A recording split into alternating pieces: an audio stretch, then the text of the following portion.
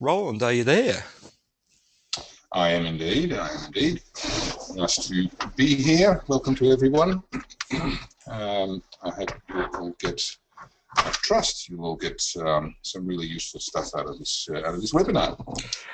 Um, great topic. Sales. We all tend to struggle with it one way or another at different times in our business career. So, looking forward to doing some good work on that. And just for a couple of people who've just joined us recently, just make sure that there was a link that was sent through with a workbook that you can print out and work through it. Um, if you haven't got that workbook, if you can just let me know, and I'll post the link in the chat window where you can actually go and find that workbook. Roland, can you remember what that workbook link is? Do you have that there in front of you? I don't have it here in front of me. Um, it's an easy link on the landing page. So Okay, excellent. tiny.cc Yep. sales step one. So tiny.cc Yeah, sales step one. sales Yep. sales step. It's one. No, it's one word. So tiny.cc sales step one, number one. Ah, okay. Thank you. Wendy has just very kindly put the longer link in there, so I'll post that, which will work just as well. So if you look in the chat box, Yeah. everyone, I've just posted that in the chat box. Thank you very much for that, Wendy. Greatly appreciated. All right, let's get into it, Roland. Hey, and start going through it. Yes. Yes. Great. Lovely.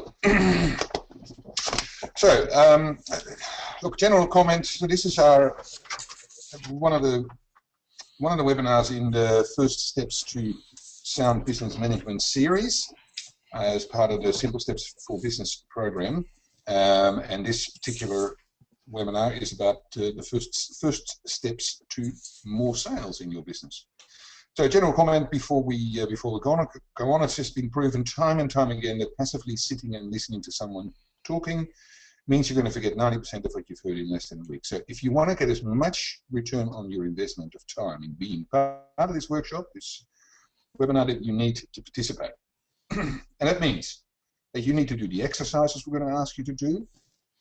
You need to work through the webinar on your worksheet as you're moving, as the webinar continues on. The worksheet follows the webinar, and so you can just fill in the blanks in the worksheet as you're going along. So please do that. Ask questions in the chat window, pipe up, share your thought on the comment window on the right, and then and we'll interact with those noises as much as possible. The more interaction, the better for everyone, but especially for yourself. The more you interact, the more you're going to get out of it. Also, if you're going to get distracted by Facebook, LinkedIn, Twitter, email, text message, etc., turn it off. Don't think you can be focused on Facebook and get value from this workshop at the same time. It just won't happen. Not even for the women. Multitasking is a myth. Believe me, I know about these things. So let's introduce ourselves. Kim, Yeah, who are you? hi everyone. I'm Kim Heffernan. I'm a marketing consultant with lots of experience in general management, sales, and marketing across both large and small companies. My business is called the Marketing Strategy Company, and I guess my fundamental belief is that a business needs to have a clear target market and a story to make their marketing and sales investments, both in time and money, successful. And Roland, what about you? Um, so Roland Hennegroot, I'm a business coach, and I help small business owners make more money, find more time, but above all, I help small business owners have more fun in their business. Because if your business is fun, real fun, it means that everything's working. It means you're making money. It means your staff are engaged. It means your customers are raving fans. It means you're proud of the stuff you do, and it means that you have balance in your life. So I'm also the author of 3 business books for small business owners, the 10 Truths for Business Owners series. The second book in the series, the 10 Truths for Building a Great Growth Company, is actually the foundation of the Simple Steps for Business program. And so both of us are here in Sydney. And what a glorious day it is in Sydney today too, isn't it, Roland? Oh, sorry. So what's today going to be all about? Today's an introductory Simple Steps webinar, and it's about sales, the basics. We call it the first steps to sales, the first steps to making more sales, in fact, for your business. Um, it's one of the 10 truths that Roland has that our Simple Steps program is actually built around. So what do we want our business owners to take out of today's webinar, Roland? What we want everybody on this webinar to achieve tonight is twofold, quite simple, twofold. We want you to all walk away enthusiastically and with at least one simple step that you're committed to take your business one step closer to making more sales. That's the main focus of this webinar. And the second outcome is that we want you to all become really present to how important it is to be great at what you do, as well as to be great at running your business.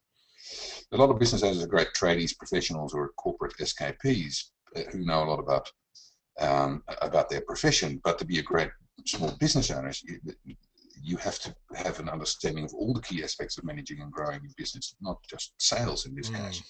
So we're going to tell you a little bit more about the Simple Steps program and becoming a simple stepper and how that can help you. Any questions about that?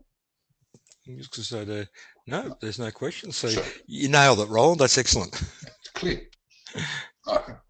Perfect. So this is what we're going to talk about tonight. We're going to check in where you are. We're going to do a little survey and check in where you are around sales. We're going to talk about the 3 key principles of sales and what makes sales so hard for some of us. For most of us, really. We're going to talk about some further examples of the 3 key principles in real life. We're going to explain how the Simple Steps program works. We're going to give you a couple of tools to help you improve your sales performance in your business. We're going to acquaint you with one of our business bedtime stories, and then we're going to encourage you to take action. That's the plan for the night. What about that, Kim? It sounds pretty spot on. So how about we get stuck into it? And why don't we actually start with how everyone feels about that word sales?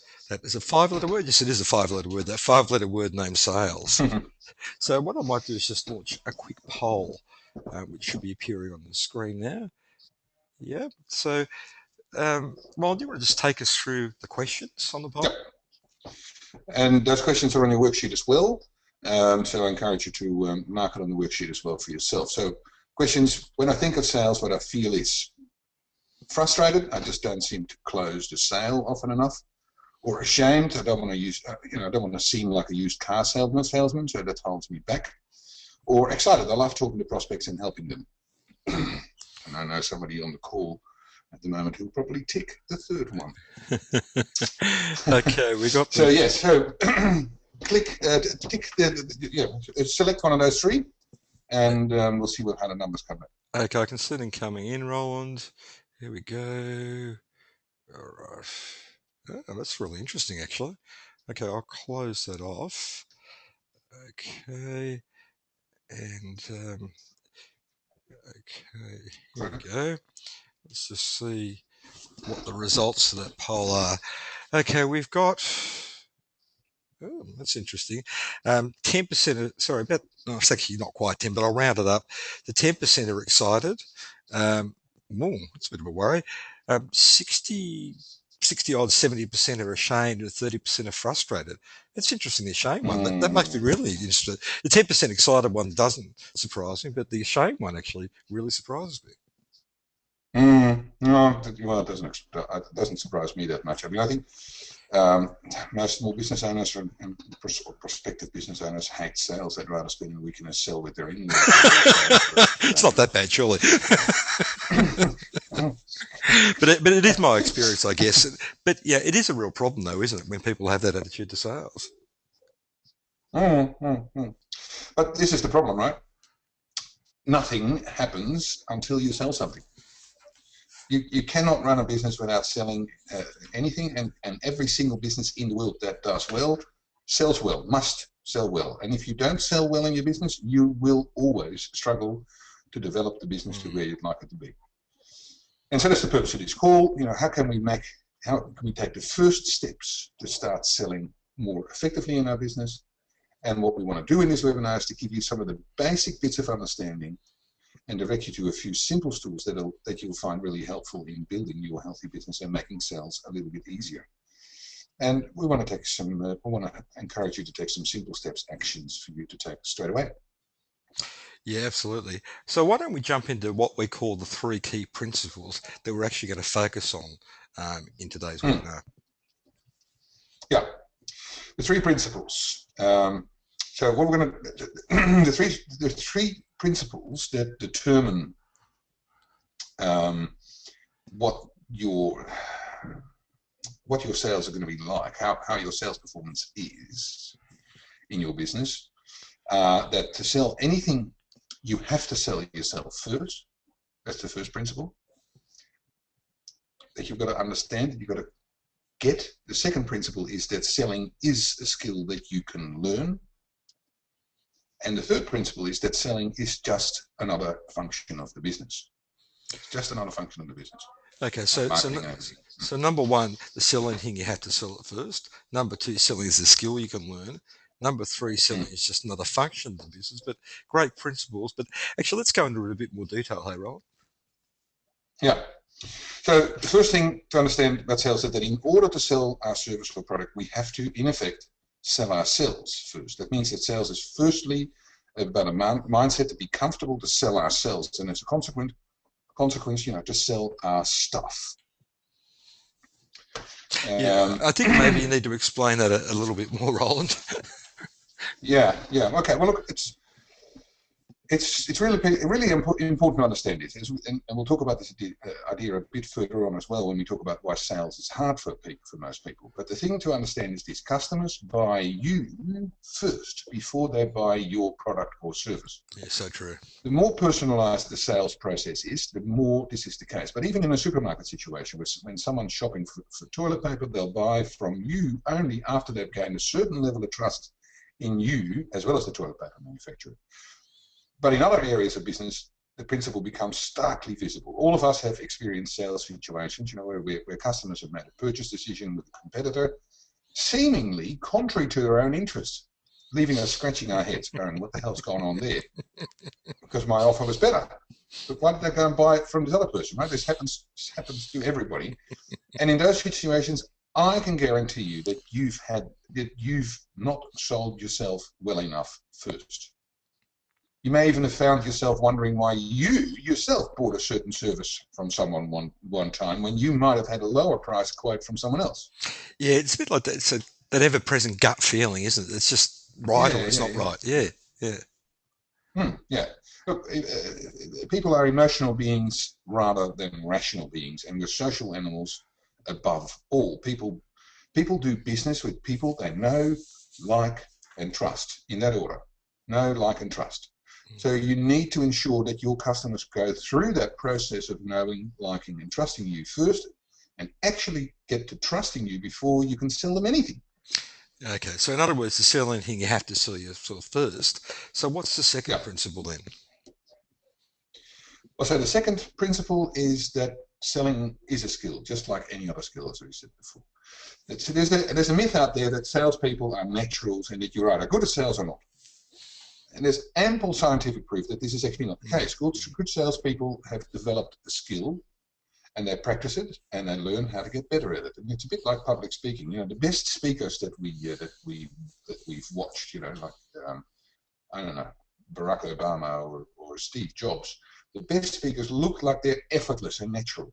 But what makes them look like that is practice, Mm, practice, practice, practice, practice. So if you want to get better at sales, you can go and get trained. There are a number of courses, books, videos, webinars, sales coaches that can train you and that you can get trained by. You've got to learn the important stuff from the training, and then you just got to go out there and practice, practice, practice, practice.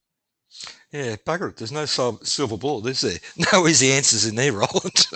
So, but it is true though. It's like anything, No, isn't it? Yeah, it's all about practice and yeah, putting yourself out there again and again. It's a learned skill, as you said.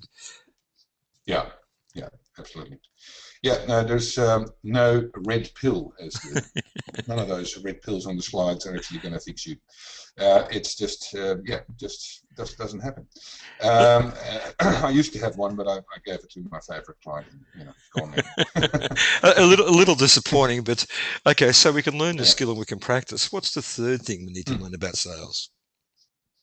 And the third principle to appreciate about sales, that it is just another function of the business, just like operations, just like marketing, distribution, financial management, IT, quality assurance. It requires resources and systemization to work well. To be effective at sales, you need systems and tools. And what we mean with systems and tools is that you have to have a systematic process for making sales and following up leads and making proposals. And you have to have good collateral, such as terms and conditions and agreements, brochures. And especially in this day and age, you need a customer relationship management tool such as Salesforce or Sugar or CRM or Highrise at the premium end, or other options such as one-page CRM or Zoho or Contactually at the budget end to manage your sales process and keep in touch with prospects and to manage your sales pipeline. The right tools and the right systems can turn an average sales approach into an effective one, and vice versa. Yeah, absolutely. I mean, that's excellent advice, because a lot of people I see don't actually do that. And those three principles, so let me just run through them again. The sell anything, you have to sell yourself first. Selling is a skill you can learn. And selling is just another function of the business, like accounts and like the work you actually do. But those three Yeah. principles are the absolute key. But if sales is such an integral part of the business, why is it so hard then, people? People know they've got to do it, and it's an integral part of the business. Yeah, that's the frustration. I mentioned before, we get back to that as well, because we can't do business without sales, and without good sales, we won't have a business. But it can be so hard to do well and consistently, or even do it at all. And so basically, there are a couple of main hurdles around sales that we need to overcome. And the first hurdle is that customers don't like to be sold to, but they love to buy. The contradiction of that. I'm sure we all relate to that, because if we see someone coming towards us on the footpath who's clearly keen to sell us something, we instantly try and cross the road and avoid them, right? And Absolutely. but we all love going shopping. We all love going shopping. I mean, yeah, not everybody likes going shopping for everything. Lots of men may not necessarily want to go shopping where their wives go shopping, and their wives may not necessarily want to come to Bunnings to buy a barbecue with them. But we all love shopping one way or another, and but because buying stuff and services just seems to give us a great deal of satisfaction. But that's confusing, right?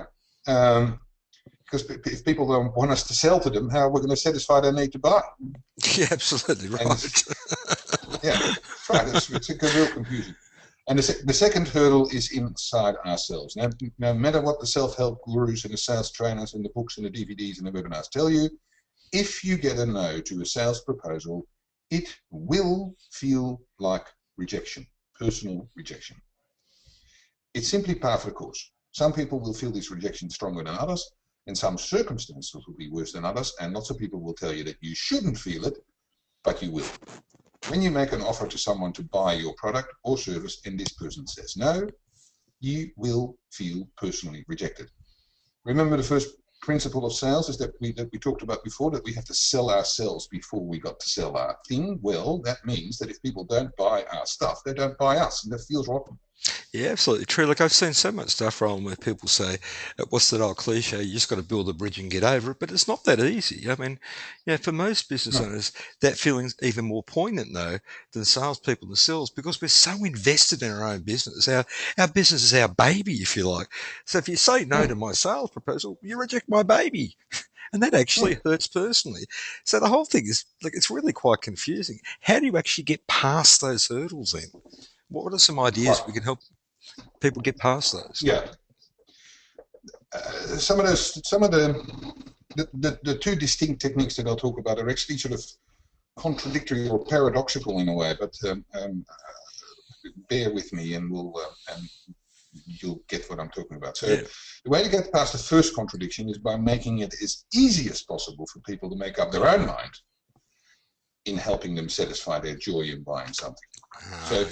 That starts by not by talking to them, but it starts by deeply listening to your customers' needs. Learn how to ask powerful questions. So, go to Google it and type in active listening, and read some of the articles that come up. I've done it, and I know you'll get lots of really good stuff. Active listening. So first it starts by deeply listening to your customers' needs. Learn how to ask powerful questions Then show them that you have demonstrated them that you have listened well by feeding back what you've heard and understood, and only then offer them a solution and a recommendation, and then get out of the way, let them make up their own mind. If you take that approach, people won't feel that they're sold to, and they will enjoy buying from you. That's if your offer is relevant and right to them at the right time and all that sort of stuff, of course. But that's the Yeah. basic principle. Yeah, look, that's the secret, the first step, isn't it? Listening. I mean, I know they say good salespeople are first and foremost good listeners, and look, that's my personal experience. You don't feel as though you're being sold to. Then you feel as though someone understands what you're doing and is offering a solution to your needs or your problems. So that's a Hmm. really good suggestion on that active listening. So, what's the approach to get around the second hurdle then? The second problem is a real problem, and you will not be able to avoid it. You will feel rejected, and the fear of feeling rejected will hold you back from doing sales effectively. And the best approach to manage this hurdle, because you've got to do the sales, no matter what you like to do, is actually quite contrary to what you might think. Because, as I said, the first step is to simply recognize that the fear and anxiety are going to be there and that they're real, and that you can accept them as normal and real. And then, as the book says, feel the fear and do it anyway. Realize that the fear is just that, it's fear, nothing else. The world's not actually going to come to me. No, it's surprising, when Yeah. we have this fear, and then when you actually look at the fear, you go, well, it's actually not much more than fear, it's nothing else. We make it But so much the bigger than it second needs to step be. then, Yeah. yeah. And then the second step is to learn to appreciate that although you will feel rejected when you get a no, there are most probably other reasons for the no than that the customer personally rejected you or your baby. People say no for all sorts of reasons, because they might say no because they're not ready to buy, or they don't have the money, or because they're not sure if the thing that you're offering is actually exactly what they need, or because they simply need more time to make up their mind, or they're dependent on someone else to make a decision, etc., etc., etc. There's actually very few no's that are actual personal rejections. But this is the important point. They will nevertheless feel that way. But you can take the sting out of it by reminding you of this stuff after. So although you need to accept that you're going to feel personally rejected when you get a no, you can prepare yourself, and as soon as you get a no, you can remind yourself of all the reasons that might have caused a no that are not related to you personally, and that'll take the sting out of the experience. Yeah, look, that's a really great point. And the problem occurs when we don't want to accept the fear, I guess, because we avoid it. We've been told not to be silly, don't be afraid, you're just being a pussy, or you need to accept that every no gets you close to yes, all the cliches that exist in sales. But that approach is actually debilitating because it leads you to avoid it, and it confuses you. And I think, Roland, you believe, and I agree with you, when you're confused, it leads to paralysis. So Hmm. accept the fact, I guess you're going to feel crappy if you get a rejection. And when you get a no, just say to yourself, right, here we go. It wasn't about me. It was about some of those reasons you outlined earlier. Um, Hmm. Accept the fact you get a no, you feel bad. But is that, as you say, the end of the world? No, of course it's not. The worst that can happen is I get a no, and that's all it will be. I don't have to take it personally. It won't feel very nice, but that's okay. Hmm. Hmm. Yeah, well, it sounds like you've been there, done that before, have you? A couple of And you've times, learned once or that twice. yeah, yeah. Yeah, But you've learned that you can be a lot more confident in doing sales because of that. Is that right? absolutely, Roland, many times. And yes, I've learned it greatly. I've learned I have to greatly increase confidence because it isn't the end of the world. Although sometimes it feels like that. You don't feel like that every day. But it's just simply part of the landscape. And like you said, I do feel anxious before making a sales call, and I hate it when I get a no.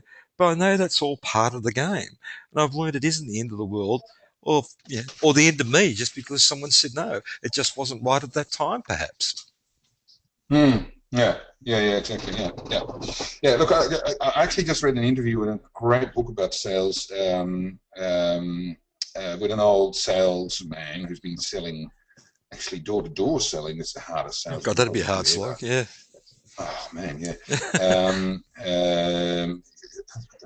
the last Fuller's brush salesman. If you're American, you know about the Fuller's brush salesman. But anyway, Yeah. it's a long interview in this book with this guy, And he's been doing door-to-door sales all his life. And he talks about looking into an ocean of rejection, looking into an ocean of rejection every day, every day. But he's learned that although the ocean is absolutely real, it's also actually quite harmless. Yeah. And he also has a number of techniques to remind him of that. And one of those techniques that he practices every day is that he always, whenever he can, he starts the day with he organizes his day this way. He always starts the day with one or more sales calls that he knows will be relatively easy and positive, just so he starts the day off on a high note. So when doing sales, as in many difficult things, it pays to practice self-care. Yeah, that's a really good tip. Look, this has really given us great insight into how to make more sales. But I think, Roland, you'd agree that sales is only part of the picture. So remember, even when you get better at sales, you still have to juggle all those other things. For example, identifying your target market, creating a great customer experience, one that creates repeat or referral business, and making sure you're actually generating cash, not just profits to keep the business sustainable. And you must, if you want to create a great business, not a great job, juggle that with all those other hats, as I said. In fact, there's about 10 hats in total. Um, that sort of leads us on to what we found, and I guess Roland outlines in his books what you need to understand and master on an ongoing basis, which I guess was the second objective of today's webinar. So, what I'd like to do is take a few minutes to discuss these 10 areas you need to master to make the transition from what we like to call having a job disguised as a business or being a job owner to running a sustainable business or being a business owner. So, from a job owner to a business owner. We also want to introduce you to how the Simple Steps for Business program is designed to help you make that transition from job owner to business owner. Then we're going to come back and do our business bedtime story and give you some fantastic free resources and simple steps to help make more sales. So, what are those 10 areas a business owner needs to master, and why do we believe, Roland and I, that is, so passionately and using this total business view to help job owners become business owners in simple steps? Mm. Yeah, so because the Simple Steps program is based on two foundations, and those two are foundational principles, and those two are that first, small steps consistently taken lead to big change. And the second one is that every small business is as unique as its owner. And this is why you should care about that. I love the pictures up here. At the beginning of tonight's webinar, we talked a little about the three types of business owners who sometimes find it hard to struggle to make that transition from being a job owner to a business owner and create a sustainable business and not just that job described as a business. They were the tradie. You can see juggling all these tools there, the skilled expert with the book there, and the corporate escapee. In fact, you were one of those yourself, weren't you, Roland? Yeah, I was the typical tradie. Couldn't get off the tools because no one else could do it better, right? I, and they still can't, I can assure you.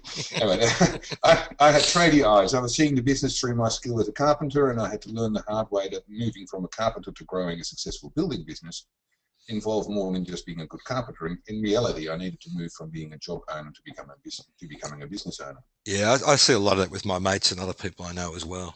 Yeah. Yeah, I say the same thing. A lot of nearly all my clients are actually in that same boat. Um, Not just tradies, professionals. Professionals are fantastic at what they do. It doesn't happen instantly, but with the right processes, information, they, like me, can make the transition from being a job owner who has a job disguised as a business to being the owner of a sustainable business. That's exactly what the Simple Steps for Business program is about. It's about walking our simple steppers through these 10 key areas that will help them make that transition from job owner to business owner, but therefore being able to create a sustainable business or a remarkable fun business, as we call it, but in simple steps, because we all know how little time we have as business owners and how frantic life always seems. So every month, the Simple Steps for Business program takes one of those 10 key topics you need to master in what we call bite-sized chunks, and then we delve in deep. And so the first two topics are around the strategy of the business, vision and planning. And these are the heart of why you are in business, where you want to go, why you want to go there, and how you're going to get there. And the second area of focus is on revenue and money. How do we actually earn the money we need, and how do we manage the money we need? The modules we cover here are the market, identifying your target market, sales in much greater depth than we're talking about today, customers, and finances. And look, these are things that typically scare small business owners the most because they don't feel they know enough about it and are confused about the basic principles. And we've talked about some of that tonight just in relation to sales. But these four modules are really designed to help you feel more comfortable and help you get mastery of those four areas, but for your business, not just general information, which really brings us on to the third and final main area of the program, doesn't it, Roland? Mm-hmm. Yep. Time. The issue of time, keeping your finger on the keeping your finger on the pulse, managing your time. So there's the four areas: is keeping your finger on the pulse, systems and innovation, processes, people, or your staff, and leadership. Because the time, that's the one thing we can never get more of, and the thing most small businesses business owners are always short of. And when you gain control over time, with the help of these four modules, the business will start to work for you instead of you working for it, or being a business owner as opposed to a job owner. Absolutely. So, say you're really sick of being a job owner and you want to make that transition to being a business owner. The question is always going to be, how do you actually find the time to do it? Well, I guess because Roland and I work with business owners, and in fact own businesses ourselves, we actually know how tough it is to find the time to do anything that's not just the work itself. But along the way, we've been successful helping lots and lots of business owners take control of these 10 key areas and actually make that transition from job owner to business owner. But because we focus on one area at a time and take small, simple steps in that area, those little actions might seem small, but when you add all those little actions over a year, they have a massive impact. And that's why it's actually called the Simple Steps for Business program. So the program actually runs over 12 months. We focus on one of those 10 key topics each month. And what we do is, as I said before, to help you master each and every topic, we actually delve in deep and provide, as part of the program, a video episode that introduces the topic, tells you what you need to do, and you can watch it at any time that's convenient to you. We also have, we call them business bedtime stories. That's hard to say. They're real world case histories to learn from, and like the one we're going to talk about in the next few minutes. We also have a workbook that allows you to work through your business on that particular topic each month and commit to a simple action as well. Ron, do you want to talk about some of the other things that we go through each month? Yeah, yeah. You also get time with Kim and I via the Simple Steps Only online webinars to discuss the topics in depth and answer any questions that to help you forward. Brainstorming and support. You get action steps and accountability processes to ensure that you actually implement the actions that you want to take, the small step, the simple steps. You get specific templates to help you take the steps you need, and optional resources in case you get stuck. You get simple tips every fortnight with action steps and more resources, and you get a copy of my book, The 10 Truths for Building a Great Growth Company. And as I said before, we believe that small steps consistently taken lead to big change. And if you allow around an hour per week, that's all. If you allow around an hour per week for this vital work of the business owner as opposed to the work of the business, your life as a business owner will never be the same again. We guarantee it. And so, in terms of the investment, what you actually need to do is more than just us supplying all the resources, and that's $127 a month for everything we had on those 12 topics. You'll need to put aside about an hour a week. That will make an absolutely massive change to your business over a year. So, an Yeah. hour a week plus the $127 per month. You can find all the details and invest in the program at our Simple Steps site, which is thesimplesteps.biz. So remember, 1 hour a week, $127 a month. Obviously, Ronald, I think it's a great investment. What about you? Well, you, would be surprised if I said anything different. Well, I would be No, I'd be a it's bit clear. It is concerned clear. actually. Yeah, well, yeah. Yeah. No, no. Look, it is a great investment, and for many people, actually, that 1 hour a week is the hardest commitment. That's the one that they find most difficult to commit to. So, but if you're not prepared, if you're not able to commit an hour a week to doing this, nothing's going to happen. So I would suggest you wouldn't do it. But if you can, I think it's going to be a great. I really believe, and I know it's going to be a great investment, and it will change your life completely. Okay. Well, I think that's. I wanted to put where sale fits into context into the areas you need to master and tell people a bit about simple steps. But I want to actually jump back to sales now, and we might do that with the business bedtime story, huh? Yes, indeed. This is bedtime story about Kate. Kate, once upon a time, a long, long time ago, in a country not unlike Australia, I had a client called Kate. So everybody settle back and imagine that I'm tucking you into bed and reading you a story before I've you got go my off feet to up on the Noddy desk, Land. Roland. Oh, excellent, yes, good.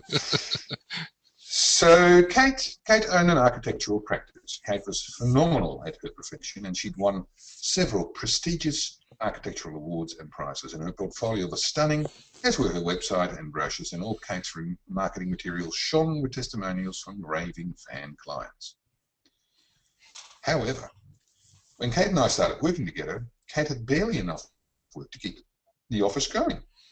Kate would invariably go home at night hoping that tomorrow would bring new inquiries and approvals for various outstanding proposals, but mostly the phone wouldn't ring. I'm so sick of having to keep my fingers crossed all the time, said Kate to anyone who would listen. The problem was that Kate was so uncomfortable selling herself and her business that she would go to enormous lengths to avoid ever asking for the sale. And only if clients specifically contacted her and asked her to take on their projects did she bring new business in. So working with me, Kate came to realize that the truth of the statement that nothing happens until we sell something, nothing happens until we sell something, none of the awards, the beautiful portfolio, or the testimonials on the website would make the slightest bit of difference unless Kate was prepared to ask for the sale and be ready to sign the client up. So Kate decided to change her attitude to sales step by step, one step at a time. And the first step that Kate took was to write some scripts for different sales conversations for herself, over the phone or face to face.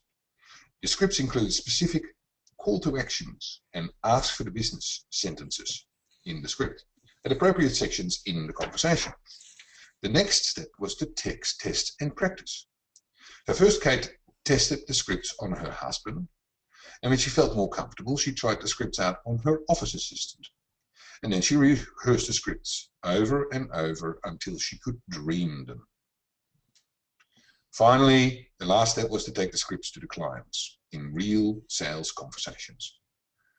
The first few conversations with actual clients felt terribly awkward. Like the dictator on the red carpet. The first few conversations with the actual clients actually felt terribly awkward. But after a few months, Kate realized that the words were just rolling out. Most importantly, though, Kate's sales increased in leaps and bounds. Her conversion rate from proposals doubled in less than a year, and Kate's business has since gone from strength to strength. And Kate, her husband, her office assistant, and all her newfound clients and customers lived happily ever after. The end. A great story, Roland. There are actually a few lessons from the story, aren't there? But not the least that Hmm. it doesn't actually matter how good you are at your job. You actually still have to sell. Kate was a wonderful architect, but she still had to sell. People didn't come knocking on her door to buy her stuff. Um, Hmm. the other thing I think I really loved about that was to make it as easy as possible for yourself by giving you the tools to sell, such as writing a few scripts for different situations, because then you don't get in that awful stumbling type situation.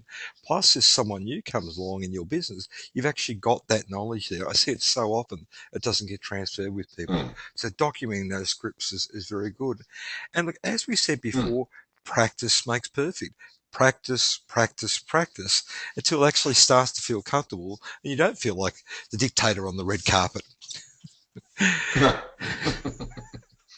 Yeah. So, look, we'd love to hear what popped into your head during Kate's bedtime stories. Has anybody got a question they'd like to ask us? Any comments, feedback, questions? Please type them in the comment window on the right of your screen there. And while we wait for those to come in, How about Kim? we sum up everything we've talked about so far in the webinar while we wait for those to come in, Roland? Yeah. So first we established the 3 principles to be aware of to do sales well. You got to sell yourself. The first one is you got to sell yourself before you get to sell anything. Selling is a skill that we can all learn and we can all get better at. And the third one, sales is just another function of your business and it needs resources and tools. So they're the key 3 principles. Secondly, we talked about the 2 big hurdles that make sales so hard. First, that people love to buy, but they hate being sold to. So learn how to not sell to people, rather help people to buy. Get your head around that distinction. And then, sorry, did you want to say something, Kim? No, absolutely. I'm just nodding my head as I'm listening to you, Roland. Right, okay, right. Yeah. And then the last one is getting to know when selling something will feel like a personal rejection, and you just have to learn to be okay with that. And then thirdly, as you heard from Kate, it really pays to prepare for your sales call. Sales calls make it as easy as possible, and practice, practice, practice, practice. And then finally, we've got some tools on our... yeah, we'll have some tools on the resources we'll go page. through in a little bit. Yeah. Look, there's a couple of bits of feedback that have actually come in, Roland, that come up for people. Let me just see what we've got here. One from Jeff. Jeff says he actually wrote a couple of sales scripts a while ago and started using them, and he's been amazed at how much more success he's had since then. I guess that was the point before, wasn't it? Yeah. Look, thanks for that, Jeff. That's great. And after you get over the awkwardness of reading a script, it just makes life so much easier. Actually, here's a good one from Maureen down south.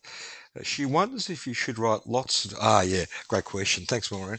She wonders if you should write lots of different scripts for lots of different situations. What's your response to that one, Roland? Yeah, look, it's a great question. Look, I think you should just start with one, because maybe a script or a few bullet points for answering the phone to a sales inquiry when the phone rings and you got a prospect on the line, or maybe a script for if you're doing a cold call. Start with something simple and then play with it and experiment and try something, and if it works for you, do more of it and not try something different. But obviously, over time, you need to have a number of different scripts for a number of different situations. Yeah, look, thanks for those questions, guys. And like Roland says, I guess the secret's a bit of playfulness. Just try stuff and actually play with it. Absolutely, yeah. We've got a few resources for you as part of the webinar today as well. There are lots of resources we know that make available to simple steps as part of the program. But if you follow that link up there on the screen, you'll find a great sales video from sales guru Jeffrey Gitomer. What are the other ones, Roland? Jeffrey Gitomer. Jeffrey Gitomer's written books, and he's got more videos than God. But they're really great and quick to watch. Yeah, they're very quick and yeah. I mean, and it's good stuff. Just by the way, that link on the screen, it looks like it's in the last letter is an I. It's meant to be a 1. I don't know if that's so it's sales step 1, number 1. So there's this video from link to a video from Jeffrey Gitomer, and then you can watch another 100 of his videos when you keep following Jeffrey Gitomer. There's a one-page excerpt from a book called The Business Devotional about cold calling, which I think is pretty good. Look, I'd really like you to use your worksheet that you've got, and you can download another version of it, and to reflect and think of some other reasons a prospect might have to say no to you, besides rejecting you personally. There's also a 5 minute summary of the book that we referred to earlier about sales, but cases, that interview with that salesman, the door-to-door salesman, that came from a book called To Sell Is Human, and there's a 5 minute summary of the book on the resources page. It's a book by Dan Pink. There's a great cold calling script that you can download from Inc. magazine, and you can download it and adjust it to suit yourself. And of course, there's another copy of this worksheet. But I guess what we'd like to do is get people into action, isn't it, Roland? So what do we want to do to get them into action? Well, this is what we'd like you to do. So go to your worksheet, and in the appropriate space, or if you haven't printed out, grab a blank sheet of paper, list at least 5 reasons a prospect might have for saying no to you. I mentioned that before. So 5 reasons a prospect might have for saying no to you, besides rejecting you personally. What other simple, easy, obvious reasons might prospects have to say no? Just something to remind yourself of. Now, the second one, I'd really like you to get your diary out, and in the next few days, block out half an hour in your diary to write a short, simple script for answering your phone inquiries from a new customer. So a simple script that you can keep on your desktop, on your computer, so when you answer the phone and you say, this is a prospective customer, you can go straight to that script and make sure that you follow the steps in the script, either in bullet points or actually longhand, whatever. And look,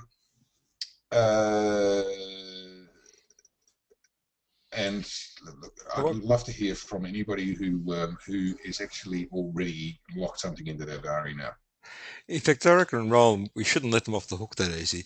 I want everyone to raise their hand just to make sure you've actually taken action. Lots of good ideas tonight, but the number one thing is take action. So let's raise your hand if you've got in your diary a time to sit down and write the script. Here they go. The hands are going up. Yes, fantastic. We've got people taking action. That's exactly what we want. Just a last little comment on the Simple Steps program. Yeah, we're committed to working with you guys. If you're really in that position of being sick of being job owners and want to make that transition to being business owners, we want to take the risk away. So if you can make the commitment to $127 a month, an hour a week, we will give you unlimited email support and actually give people a 10 times guarantee as well. What's the 10 times guarantee, Roland? As it says on the screen, the promise is that our guarantee is that if you follow the program, you commit the time, an hour a week, you take part fully in all the webinars, and you complete the exercises, the value you will get from this program will be at least 10 times your investment, 10 times. So if you don't, we will personally refund your money 100%, no questions asked, full stop. So what we suggest you do, if you want to become a Simple Stepper, is actually go to the website and take that first step to creating a remarkable fun business. Not just being a great tradie, school professional, or the corporate escapee. So remember, the Simple Steps is more fun, less overwhelm, 1 hour a week, $127 a month. Rod, I think it's time for us to sum up, eh? Yeah. So thanks for letting us share what the Simple Steps of the Business Program is all about. I think the time has come for us to just give you one more time to sum up what we've talked about. Firstly, we established that the three principles to be aware of to do sales well is to sell yourself well before you sell your thing. That selling is a skill that we can all learn and get better at. That sales is just another function of your business, and it needs resources and it needs tools. Then we talked about the big hurdles. One, the contradiction that people love to buy but they hate being sold to. So, as we said, learn how to not sell to people, rather help people to buy. And second, that people have a fear around selling because because getting a no feels like getting a personal rejection, and you have to learn how to be okay with that. And as you heard from Kate, prepare for your sales calls and practice, practice, practice, practice. And lastly, we gave you some of those tools, so go and follow up those tools. Go and look at those videos, read those little bits and do the stuff that on your worksheet, block up your diary, to write a script, etc. Just a quick one, Ron. I've just got a message here from one of the people on the call that tiny CC link is not working properly. So I'll be sending an email out with the video link either this afternoon or tomorrow morning, and we'll get that link working properly. But if you, up in the comments box there, if you just copy and paste that link there for your worksheet, and we'll make sure we send out a link with all those resources page. So thanks very much for that, Wendy. Appreciate that. So Ron, let's talk about the last resource for tonight. The article the webinar was based on. Just when you said that, I just typed it in. For me, the link did work.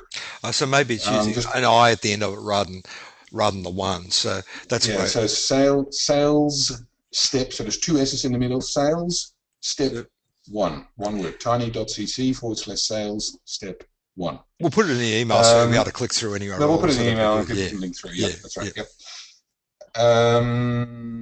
So our last resource for tonight, the article. Right. Oh yeah. So that we've got. We'll also put on that page the whole article that this webinar was based on. That's also available on the website. And by tomorrow, the recording of this webinar will also be on that landing page, on that resources page. Excellent. So that's it. So a big thanks from me and a goodbye, and thanks for being on the call. And I sincerely hope you become a Simple Stepper member. I actually look forward to working with you guys when you become a Simple Stepper or whenever we next meet. Ron, have you got any things you'd like to say as a goodbye? No, just thanks for your time and your participation. I hope you get some really good, useful steps happening in the next week and onwards. Feel free to call us at help at the simple, or email us at help at the simplesteps.biz. And so that's me. Thank you. So goodbye, everyone, and remember, make sure you keep on taking those small, simple steps, and we'll see you next time. Thanks very much for attending.